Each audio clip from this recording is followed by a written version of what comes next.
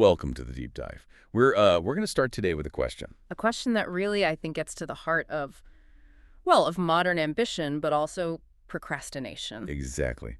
What is that one small, almost innocent-sounding word that controls your most important decisions? And not just controls them, but offers this false comfort while it's, actively stealing your time. We are talking, of course, about the word someday. And for this deep dive, we are dissecting the insights from a really powerful narrative. It's a real-life story called The Day I Decided to Stop Saying Someday. Now, what's so unique about this source is where it comes from. It was originally a story for English learners. Right, which you might think is a limitation, but it's actually a huge advantage for us. A massive one. The language is incredibly simple, very direct. It strips away all the jargon and just gives us this raw, almost shocking look at self-imposed limits. And the fear of just beginning. So our mission today is to really unpack why someday works so well as a psychological tool for avoidance. We're not just here to tell the story. We're looking for those specific aha moments, the practical steps the narrator took to go from complete inertia to actual movement. We want to figure out how to stop waiting for confidence to show up. And start creating it. Okay, so let's get into the journey. It starts in a place that's, well, it's very familiar, the status quo. The narrator's life isn't a tragedy. There's no big drama. No, and that's precisely the danger. It was just ordinary. Yeah, a life defined by stillness, an ordinary apartment, ordinary routine. And the narrator says every day looked exactly like the one before. That lack of friction, that quiet, it means there's no urgent reason to change. And that's where the trap gets set. It's in that comfortable quiet that all those someday promises just pile up. Things we all recognize.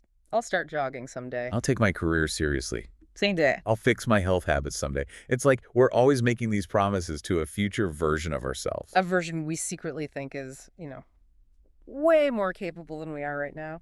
And that's the psychological trick of the word, isn't it? Someday is like a shield. A shield, yeah. It gives you this illusion that time is infinite. Right. And that all the things you need, motivation, skill, confidence, they'll magically appear down the road. So anytime something felt hard or scary, out comes the shield. Someday. It protects you from the discomfort of actually having to start something difficult. And the source points out this huge contrast. The narrator's real life is just scrolling social media, consuming, avoiding. But then they look up and see everyone else moving, traveling, building careers, growing. The internal conflict there must have been enormous. It's a classic case of cognitive dissonance. But it was being managed by that little whisper. I'll do it someday. Yeah. And what's fascinating is how that conflict shows up physically. The source says this state of constant waiting leads to this heavy feeling. It's not a sharp anxiety. No, it's a quiet, deep sadness, a weight in your chest. Because you are actively keeping yourself from growing, and your body feels that resistance as weight. I mean, isn't that just your mind's way of telling you that you're breaking promises to yourself? That's it exactly. You're lying, not to anyone else, but to your own potential. And your mind and your body, they feel that gap between the ideal someday self and the stagnant reality of today. And that gap, that's where the shame comes from. That's the emotional heaviness. It's the price you pay for putting things off. So this quiet sadness is building.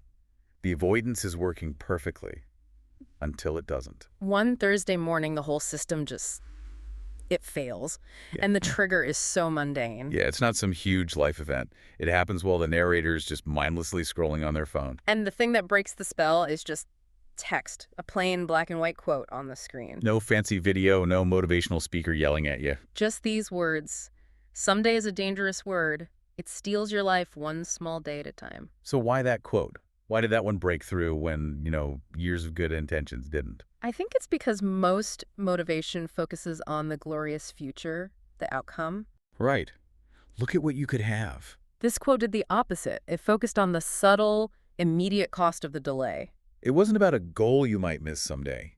It was about the life being stolen from you today. That is the critical difference. It pointed out the present danger, and that just triggered this cascade of brutal honesty. The narrator suddenly realizes, I'm not waiting for the right moment. I'm avoiding the moment. I'm not lazy. I'm afraid to try. And the biggest one, the fear wasn't even a failure. Failure's painful, sure, but it's an event.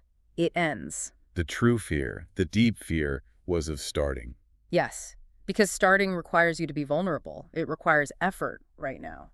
The narrative describes this moment so well. Walking into the kitchen and the truth just tastes cold. And the apartment itself suddenly looks different. It looks like a reflection of this internal abandonment. Dusty books, empty shelves. It's a desk filled with abandoned ideas. The physical space was a mirror. It was the home of someone who had stopped dreaming. The source says that honesty, when you've been lying to yourself, feels like a knife. But that pain is what shatters the illusion. The illusion of the perfect future self it dissolves. And then comes that final, painful observation, looking out the window. The world keeps moving. Cars, kids, birds, everything is in motion. Life is happening. And the gut punch realization is, I'm the one who hit the pause button. So that realization, that feeling of being left behind by a world in motion, that lays the groundwork for what happens next. The movement catalyst. The narrator, carrying all this new, heavy honesty, goes for a walk. And the thing that finally pushes them over the edge, it's not some super fit athlete. No, it's the opposite. It's a group of messy, imperfect teenagers out for a jog. They're laughing, they're sweating, they're probably complaining, but they are moving with purpose. They're gloriously, visibly imperfect. And that sight just creates this small crack inside. It brings up that question. If they can do it, why can't I? And right then, all the excuses, I'm too tired, I need to feel ready, I need more confidence, they just evaporate. They're exposed for what they are, just justifications for fear. I think this gets to the deepest fear, the one we don't talk about. Yeah. It wasn't about the jogging. No. It was the fear of trying. Because if you try, you might fail. Yeah. If you fail, Then that perfect, idealized future self you've been protecting with someday, it collapses. wow.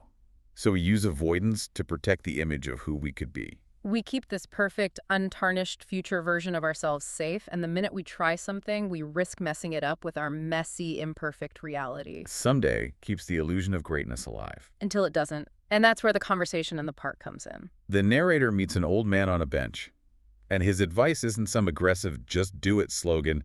It's soft, it's wise. Yes, the old man, who admits he put things off for too long, gives 2 pieces of just devastatingly simple advice. The first one is, if you sit still too long, your life becomes still too. Which just validates everything the narrator was already feeling. That heaviness. And the second, which is the crucial part. You don't need to run.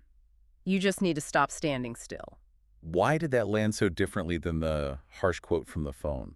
Because the quote identified the problem, that someday is dangerous. But the old man offered the antidote. Exactly. Movement over perfection. He lowered the barrier to entry to 0. It's okay to be imperfect. The goal isn't to be amazing. The goal is just to break inertia.